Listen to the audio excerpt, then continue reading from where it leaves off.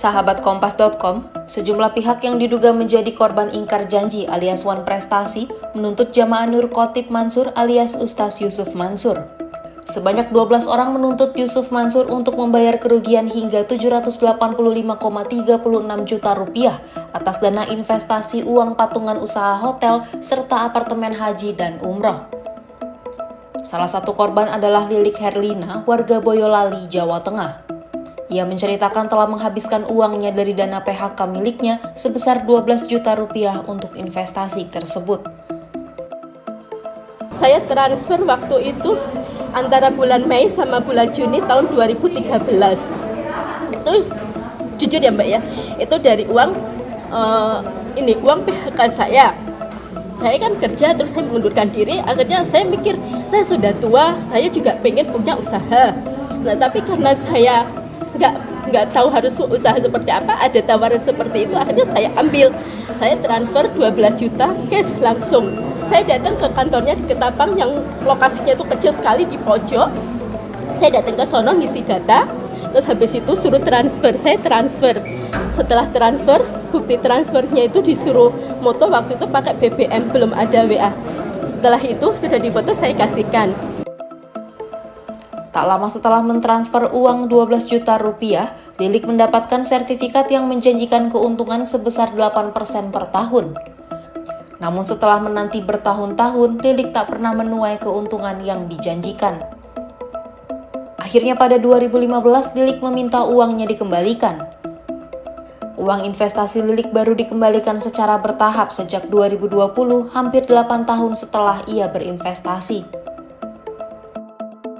Saya bilang, Mbak, saya mau ngambil uang investasi saya yang sebesar 12 juta.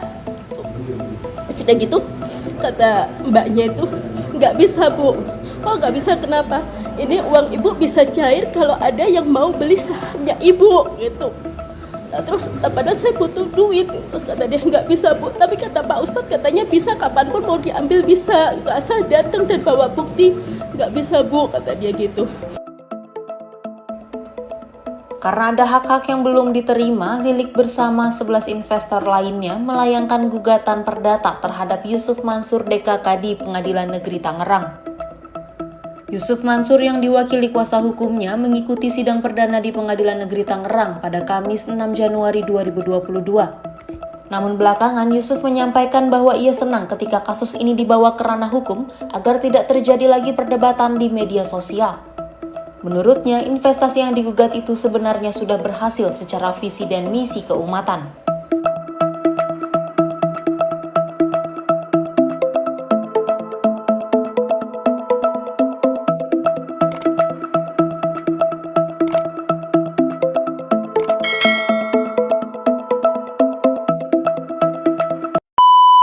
Selamat malam Ibu dosen dan teman-teman. Pada kesempatan kali ini, kami dari kelompok 1 akan membedah kasus wan prestasi yang dilakukan oleh Ustadz Yusuf Mansur. Di sini saya ditemani oleh 3 rekan saya. Namun sebelum itu, perkenalkan, nama saya Sarcilesi dan rekan saya. Nama saya Gilbert Riri. Nama saya Fernando Bonone. Dan nama saya Arnoldus Korbaku. Baik, sebelum kami membedah kasus ini, saya akan memberikan gambaran singkat tentang kasus ini. Yang pertama, tergugat Ustadz Yusuf Mansur telah mempresentasikan, menawarkan, mengajak para jamaah Masjid Darussalam Kota Wisata untuk berinvestasi dalam bisnis batubara yang dikelola oleh tergugat. Dan para tergugat telah mengajak pula para jemaah Masjid Darussalam Kota Wisata untuk meninjau atau berkunjung ke lokasi tambang batubara tersebut. Yang kedua, dalam investasi telah ditentukan keuntungan investor 28,6% dalam 1 kali produksi dalam kurun waktu 1 bulan. Yang ketiga, atas presentasi Yusuf Mansur tersebut, penggugat tertarik dan berinvestasi sebesar 80 juta rupiah. Yang keempat, majelis hakim berpendapat tergugat dan penggugat telah sepakat melakukan perjanjian dalam bidang investasi pertambangan batubara dalam pasal 1320 KUH Perdata, dan dari perjanjian ini timbullah hak dan kewajiban menyetor modal dan mempunyai hak menerima keuntungan sebagaimana yang diperjanjikan. Begitu juga sebaliknya, para tergugat mempunyai kewajiban untuk memberikan sebagaimana yang telah diperjanjikan, yaitu sebesar 11,3% keuntungan setiap kali produksi kurang lebih 1 bulan. Dan yang terakhir, kelima, majelis berpendapat para tergugat telah mempresentasi kepada penggugat karena tidak memberikan keuntungan kepada sebagaimana yang diperjanjikan, walaupun penggugat telah menyetorkan modalnya kepada para tergugat. Penggugat telah melakukan somasi sebanyak 2 kali. Baik, sekian gambaran singkat dari kasus Wan Prestasi yang dilakukan oleh Ustadz Yusuf Mansur. Selanjutnya, saya ingin mengetahui pendapat teman-teman sekalian mengenai kasus Wan Prestasi ini. Oke, baik. Terima kasih atas waktu dan kesempatan yang telah diberikan oleh teman Sarci. Di sini saya akan memaparkan pendapat saya tentang penerapan pasal mana yang tepat terhadap kasus ini. Pasal yang saya ambil di sini adalah pasal 1365 yang berbunyi setiap perjanjian yang dibuat secara sah mengikat para pihak yang membuatnya. Perjanjian harus dilaksanakan sesuai dengan isinya dan dengan itikat baik. Dalam kasus Wan Prestasi antara Yusuf Mansur dan Zaini Mustafa ini, pasal 1365 dapat diterapkan karena Yusuf Mansur diduga melakukan pelanggaran terhadap perjanjian yang telah ditetapkan, yaitu Yusuf Mansur tidak memenuhi kewajiban sehingga Zaini Mustafa sebagai penggugat merasa dirugikan.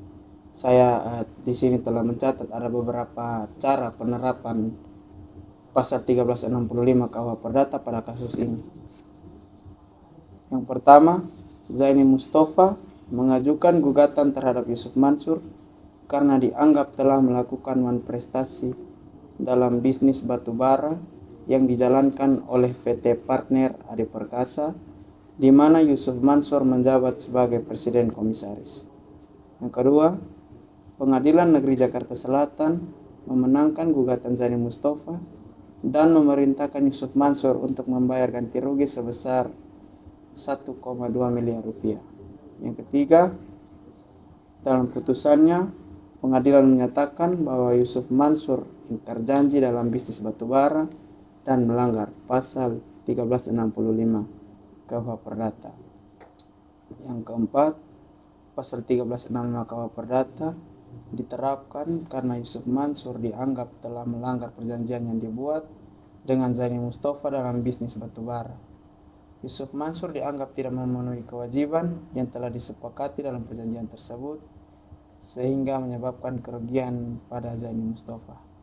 Oke, dalam kasus ini pasal 1365 KUH Perdata diterapkan untuk menegakkan hak Zaini Mustafa sebagai pihak yang dirugikan akibat Wan Prestasi yang dilakukan oleh Ustadz Yusuf Mansur. Sekian dari pendapat saya.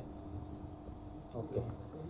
Menurut saya, dalam kasus Wan Prestasi Yusuf Mansur ini juga bisa diterapkan pasal 1320 KUH Perdata yang berbunyi agar sahnya terjadi suatu perjanjian dibutuhkan kesepakatan antara kedua pihak atau lebih dalam membuat perjanjian tersebut. Dalam kasus ini, kedua pihak yaitu Yusuf Mansur dan Zaini Mustafa secara sadar melakukan perjanjian bisnis investasi batubara dengan hasil yang akan dibagi rata untuk beberapa pihak yang lain. Dalam kasus ini, kedua pihak awalnya menyetujui untuk keuntungan yang akan didapatkan oleh Zaini Mustafa sebesar 11% dari hasil per bulannya. Namun dalam perjalanan selama 1,5 tahun bisnisnya ini mengalami kemacetan dan sang investor Zainil Yusuf ini mengalami kerugian yang cukup besar sehingga ia menuntut pihak Yusuf Mansur untuk mengganti kerugian tersebut. Sehubungan dengan pasal 1320 KUH Perdata, di sini saya juga ingin menambahkan asas konsensualisme dalam pendapat saya. Di sini asas konsensualisme berbunyi setiap pihak yang membuat perjanjian harus setuju terhadap isi dan hal-hal pokok yang ada dalam perjanjian tersebut.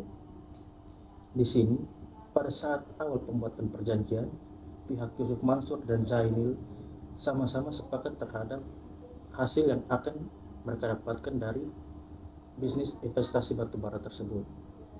Namun pihak Yusuf Mansur melakukan prestasi terhadap Zainil Mustafa sehingga pihak Zainil mengalami kerugian yang sangat besar, yaitu 98 triliun, yang akhirnya pihak Zainil melakukan tuntutan terhadap pihak Yusuf Mansur agar kerugiannya itu dapat didapatkannya kembali.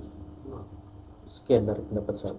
Oke, baik, saya akan melanjutkan.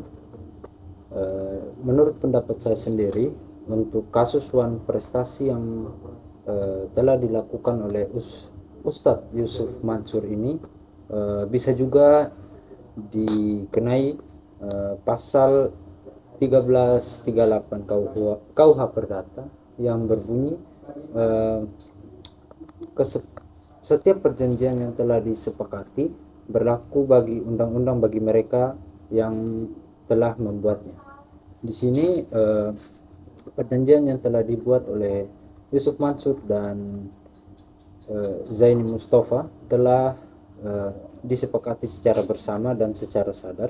Berarti apapun yang telah tertulis dalam perjanjian itu berlaku sebagai undang-undang bagi keduanya, yang dimana Yusuf Mansur ini sendiri telah melanggar undang-undang atau kesepakatan yang telah mereka buat, yaitu membayarkan keuntungan kepada Zaini Mustafa sebesar 11,3% keuntungan setiap bulannya, yang dimana perusahaan yang berjalan di